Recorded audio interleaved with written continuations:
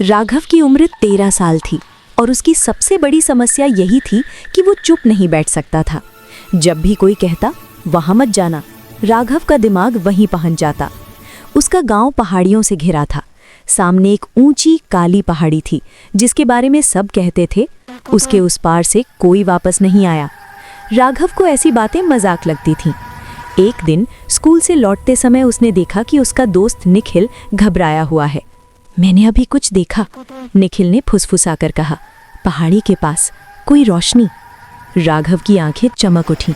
उसी रात उसने तय कर लिया वो सच्चाई जानकर रहेगा। अगली सुबह उसने अपने बैग में पानी, टॉर्च, रस्सी और एक पुराना कंपास रखा।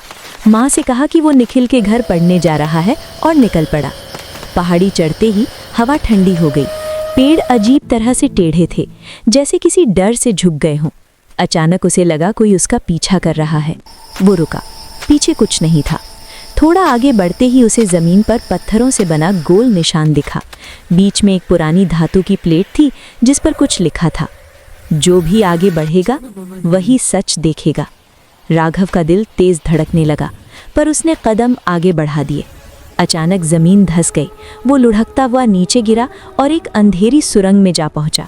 दर्द तो था, पर उससे ज्यादा हैरानी। सुरंग के अंदर दीवारों पर नीली रेखाएं चमक रही थीं।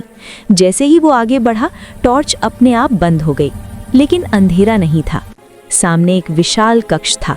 बीच में एक गोल पत्थर और उस पर रखा था एक चमकता हुआ कंगन।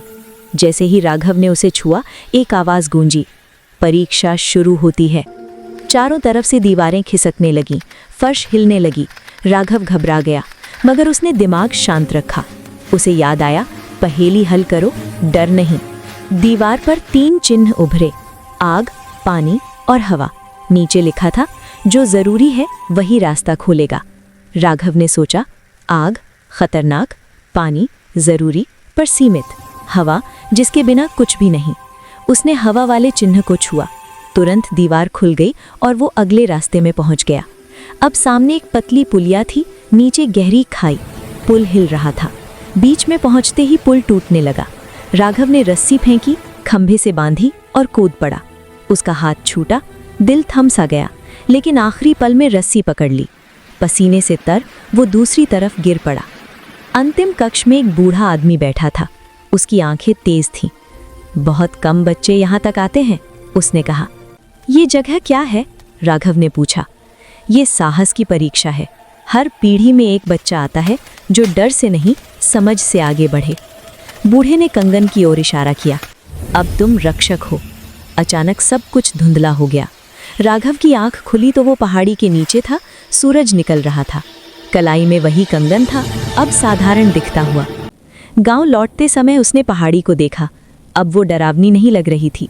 वो मुस्कुराया। कुछ जगहें डर के लिए नहीं, हिम्मत के लिए होती हैं, और राघव जानता था ये उसकी पहली एडवेंचर थी, आखिरी नहीं। शानदार कहानियों के लिए चैनल को सब्सक्राइब करें।